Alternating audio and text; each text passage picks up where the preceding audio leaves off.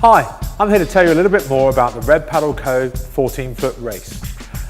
The biggest bit of news with the 14-foot race is it's not a new board. It might appear new to the lineup in 2017, but it's actually the outgoing Red Paddle Co 14-foot Elite because it's been replaced this year.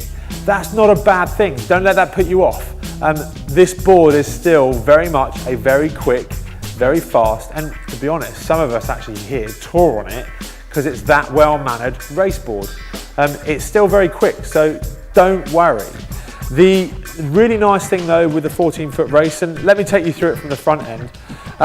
On the nose of the board, you've got their proven nose runner, but it's on the deck. And one of the questions we often get asked is, why put one on the deck? Well, it's there to actually shed water either side of the deck as it comes over the nose of the board. So it means it's not going to reach you down here at the deck pad.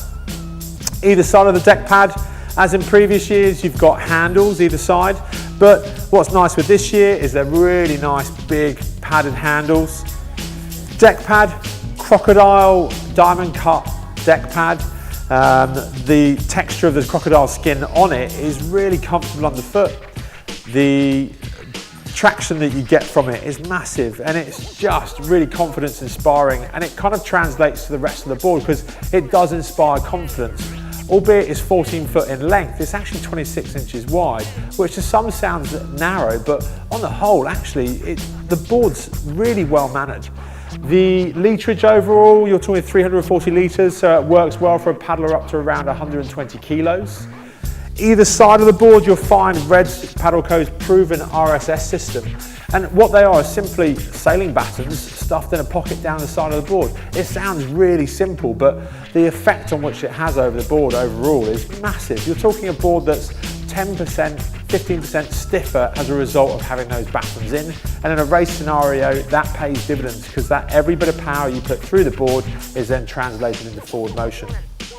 A nice addition we've seen this year in the carry handle in the centre is there's a leash mounting point. So if you don't want your leash all the way down at the tail end of the board, where there is another point should you wish to go and do that, you've got that option now and that flexibility that you didn't have before.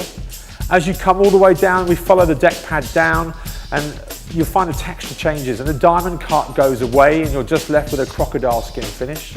We find that really nice actually because it helps you orientate where you are on the board through your feet, and just understanding when you're coming to the back end of the board, especially when those high pressure situations and those tail turns, where you want to know where your feet are. So if we come to the underside of the board, so at the very front end there, you've got the nose runner, proven in the rest of the Red Paddle Co range, just helps engage the nose and stops any sideways drift. Really helpful in a crosswind situation around a race course. Rest of the board really clean underneath. And then you come down to the tail end. And the tail end of the board here is really confidence inspiring once you start to move your weight down there.